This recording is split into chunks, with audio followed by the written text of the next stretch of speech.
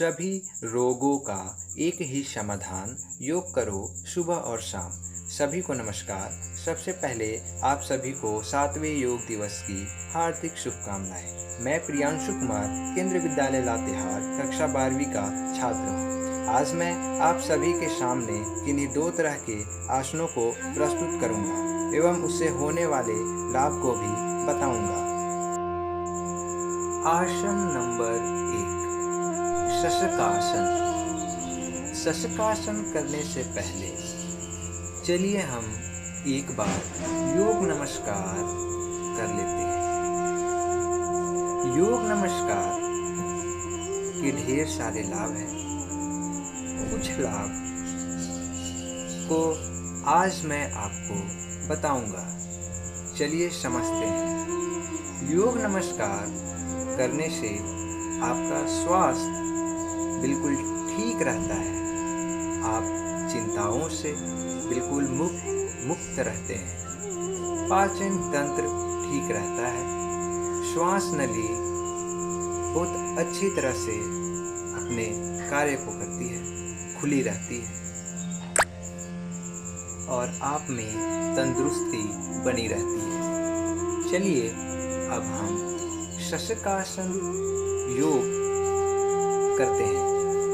चलिए शुरू करते हैं शशकासन योग। सबसे पहले आप वज्र आसन की स्थिति में आ जाएं। पैरों को घुटनों से मोड़ लें, एड़ी बाहर एवं पंजरे अंदर कर लें। दोनों हाथ घुटनों पर रख लें। श्वास अंदर गहरा भर लें और श्वास धीरे धीरे छोड़ें। अब धीरे धीरे अपने हाथों को ऊपर की ओर उठाएं, साथ ही साथ ऊपर की ओर देखें। दोनों हाथ एक साथ होने चाहिए एवं अंगूठे भी। एक बार फिर से अपने हाथ को धीरे धीरे ऊपर उठाइए। थोड़ी देर तक इसी मुद्रा में रहें। अब धीरे धीरे अपने हाथ को नीचे की ओर झुकाइए।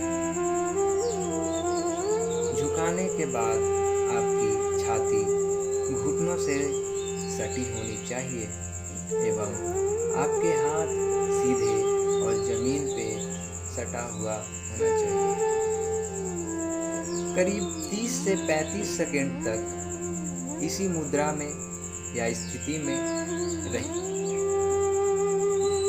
इस प्रक्रिया को आप 5 से 7 बार करने का प्रयास कीजिए। तभी आपको इस योग का सही लाभ मिल पाएगा। चलिए अब इस प्रक्रिया के लाभों को समझते हैं। इस योग के लाभ ढेर सारे हैं। उनमें से कुछ मैं आपको बताना चाहूँगा।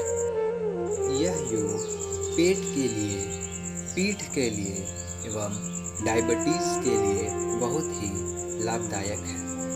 मस्तिष्क के रोग को दूर करने के लिए बहुत ही उपयोगी है। आगे झुकने से आपका दिल भी अच्छा रहता है और दिमाग भी।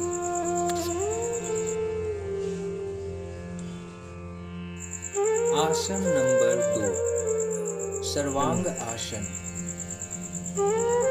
चलिए सबसे पहले इस आसन की प्रक्रिया को समझते हैं।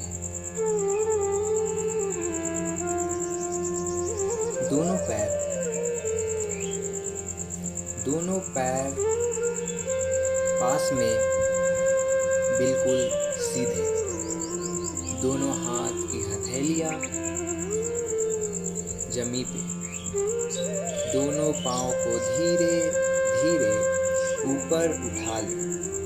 पहले 90 डिग्री पर, फिर 160 डिग्री पर। दोनों हाथ कमर के पीछे लगा लें। घुटनों को सीधा रखें। एड़ी मिली हुई होनी चाहिए एवं अंगूठा भी। श्वास की गति सामान्य रहनी चाहिए।